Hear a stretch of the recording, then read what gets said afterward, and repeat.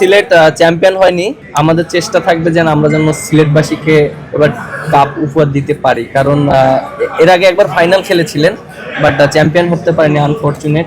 But আমরা চেষ্টা করব ভালো খেলার জন্য। এবং যেটা বললো যে হ্যাঁ, আমরা বেশ কিছু সিলেটি প্লেয়ার নিয়েছি, যেহেতু আমাদের সিলেট টিম এবং ফ্যান ফলোয়ার অনেক ভালো, সেইভাবে আমরা ভালো একটা কম্বিনেশন করে চেষ্টা করেছি ভালো একটা টিম করার জন্য। মিরাজ ভাই, আপনাদের দেশীয় প্লেয়ারগুলো নিয়ে আপনারা কতটুকু সন্তুষ্ট? অন্য কাউকে চেয়েছিলেন কিনা বা প্রত্যাশা অনুযায়ী হয়েছে কিনা আপনাদের দেশীয় প্লেয়ার? আপনি দেখেন ফার্স্ট বিটিংয়ে তো নাইম শেখ অনেক দাম আমরা চিটাগাংয়ে চেয়েছি, কারণ যেহেতু নাইম শেখ লাস্টের টপ পারফর্মার ছিল এবং ও সবসময় ডোমেস্টিক অনেক ভালো খেলে। আপনি বিপিএল দেখেন, ফার্স্ট ক্লাস বলেন, তারপরে আপনি সব যে টুর্নামেন্টগুলো সবসময় পারফর্ম করে থাকে, সেজন্য আমরা ওকে চেয়েছিলাম।